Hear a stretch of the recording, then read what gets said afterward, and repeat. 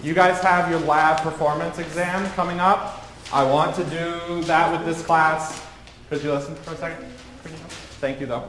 The lab performance exam counts for 15% of your final Regents grade. You have, today's Monday, we have Tuesday and Wednesday to get ready for it. Thursday there's no school. Then Friday I want to do the real test. That requires you to come with me and you have to do the rocks and you have to do the ellipses right in front of me so I know that you know it. The students are mostly from the neighborhoods. It's a very nice neighborhood. It's a very wealthy neighborhood, but there's still a lot of, I don't know if people know, but there's still a lot of housing projects around here, and our students draw, almost entirely from the subsidized housing projects. Most of our students are Puerto Rican, about 70–80%. We have maybe 10% African American, and we have another 10% from Bangladesh. Do we remember the scientific name for the type that forms slowly inside the earth? Isn't it felsic? Not felsic. No. Good try. Oh, extras and ixum. How did you know that this was formed during the Quaternary period?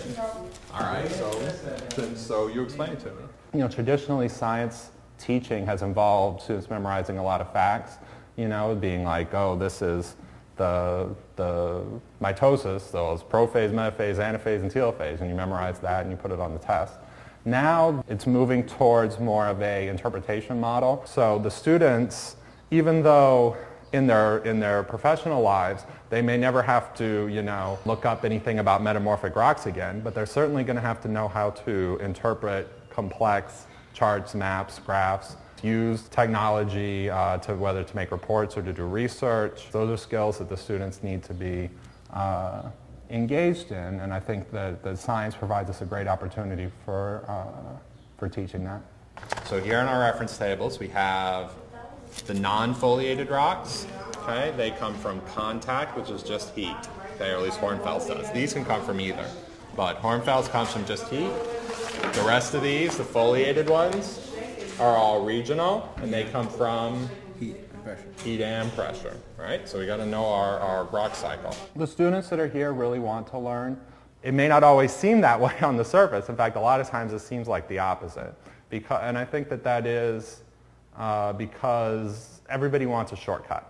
And that's really the challenge, is that the students, they want to get good grades, they want to go to college, they want to get a good job, they want to be successful. And that's really what our job is as teachers, is to show them that, you really need to engage your brain and turn on your thinking cap. There are moments when I'm working with a student, and when the student's just looking at it, and they're like, oh, I don't get it, and you're like, oh, well, what about, if you look there? And then they're like, oh, that moment is very gratifying.